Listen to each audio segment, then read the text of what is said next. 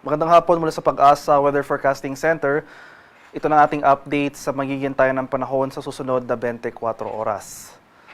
Makikita natin dito sa ating latest satellite images itong mga makakapal na kaulapan na patuloy na umiiral sa silangang bahagi ng Luzon ay ang patuloy na epekto ng shear line ay sa labungan ng mainit at malamig na hangin. Kaya mataas ang tsansa ng pag-ulan na ating inaasahan sa malaking bahagi ng Southern Luzon at itong eastern section ng Northern at Central Luzon. Dahil naman yan, sa Northeast Monsoon o yung malamig na hanging amihan na umiiral nga sa Hilaga at gitnang Luzon. Samantala, easterlies o yung hangin na nanggagaling sa Karakatang Pasipiko, ang weather system na nakakaapekto sa malaking bahagi ng Visayas at sa Mindanao. For Metro Manila and most of Luzon, itong Northern and Central Luzon area, asahan pa rin natin yung maaliwalas sa panahon ngayong araw, maliban na lamang sa mga tsansa ng light rains o pag-ambon na dala ng hanging amihan. At ayun nga, mataas sa tsansa ng mga pag-ulan na ating inaasahan sa Southern Luzon, more in particular itong eastern section ng Southern Luzon, at fair weather conditions rin ating mararanasan sa Visayas at sa Mindanao, maliban na lamang sa mga tsansa ng isolated rain showers or localized thunderstorms. Sa kasalukuyan, wala pa tayong binabantayang low pressure area o namang sama ng panahon sa loob at labas ng ating Philippine Area of Responsibility na maaring maging bagyo sa mga susunod na araw. At ito naman yung ating latest weather advisory na inisyu as of 5 p.m. today. So inasan pa rin natin na for the next 24 hours, simula ngayong hapon hanggang bukas ng hapon, asahan natin itong moderate to heavy rains. Ito yung mga areas shaded by yellow sa mga lalawigan ng Camarines Sur, Camarines Norte, Quezon, Aurora, pati na rin dito sa bahagi ng Isabela. At pagsapit, and starting tomorrow afternoon to Saturday afternoon, unti-unti na mababawasan yung mga pagulan na ito. Itong area na lamang ng Isabela yung maapektuhan ng mga malalakas sa pagulan ng shear line. Kaya sa mga nabagitang lugar, itong eastern section ng Luzon in particular, maghanda po tayo sa mga banta ng pagbaha at pagguho ng lupa dahil kahit inaasahan natin na pahina ng epekto ng shear line, at least for the next 24 hours, malakas pa rin yung mga pagulan na ating mararanasan. At ito naman yung magiging lagay ng ating panahon bukas dito sa Luzon area. So inaasahan natin na starting tomorrow, unti-unti nang aakyat yung axis itong shear line. Kasabay nito ang paghina ng northeast monsoon o yung malamig na hanging amihan. Asahan natin itong mga kalat-kalat na pag-ulan, pakulog at pagkidlat sa silangang bahagi ng Luzon. So particular na sa area ng Cagayan Valley, posible rin dito sa bahagi ng Cordillera, sa bahagi ng Aurora, Quezon, at buong Bicol region. Kaya asahan natin yung mga mataas sa tsansa ng thunderstorm activity sa mga areas na ito. Posible na tayong makaranas ng thunderstorm activity sa Southern Luzon area. So for Metro Manila, Calabarzon, and most of Mimaropa. Pero fair weather conditions pa rin ating inaasahan. For the rest of Northern Luzon, sa bahagi ng Ilocos region, fair weather ang ating mararanasan at kung may mga pag-ulan man tayong inaasahan, ito yung mga light rains o pag-ambon lamang. Sa bahagi naman ng Palawan, Visayas at sa Mindanao for tomorrow, ay bahagyang maulap hanggang sa maulap na papawirin. Sasamahan lamang yan ng mga pulupulong pag-ulan na may pagkulog at pagkidlat.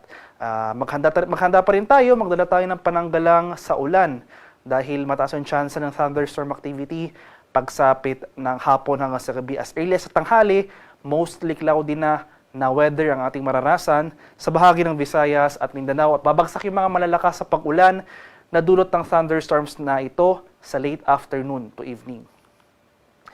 Sa kalagayan naman natin karagatan sa kasalukuyan, may gale warning pa rin tayo nakataas sa ilang seaboards na ating bansa. So more in particular, itong seaboards ng Ilocos Norte, sa bahagi ng Cagayan, Isabela, Aurora, itong northern and southern coasts ng Quezon, itong southern coast ng Batangas, may gale warning rin dito sa northern and eastern coast ng Oriental Mindoro, sa bahagi ng Camarines Norte, itong northern coast ng Camarines Sur, northern and eastern coast ng Catanduanes, dito sa eastern coast ng Albay, eastern coast ng Sorsogon, at itong northern and eastern coasts ng Northern Samar. Kaya sa mga nabagitang lugar, sa ating mga kababayang mangingisda at may mga maliliit na sasakyang pandagat, huwag po muna tayong pamalaot dahil makaranas tayo ng maalong karagatan na dala ng hanging amihan.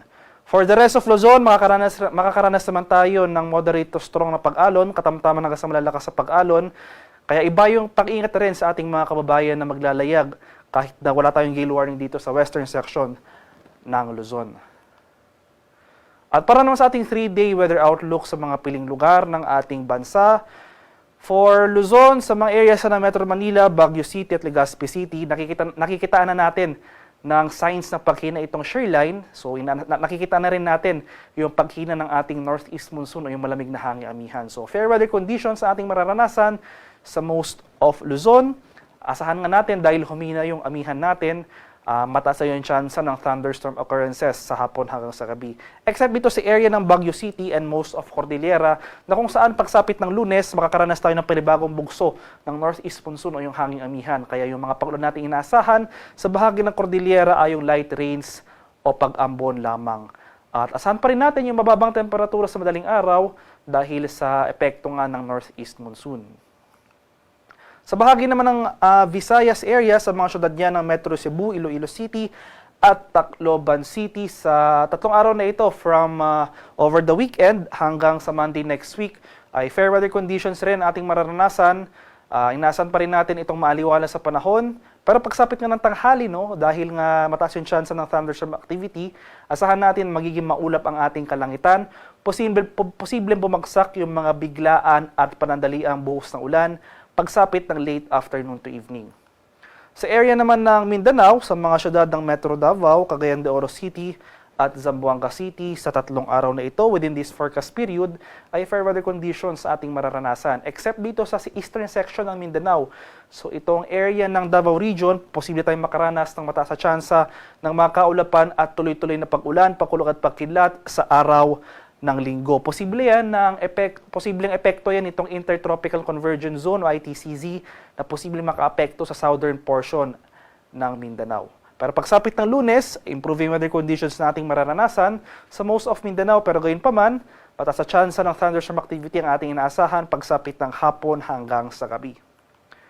At ang haring araw dito sa Kamunilaan ay lulubog mamayang 5:55 ng umaga at sisikat naman bukas sa ganap na 6:25 ng umaga. At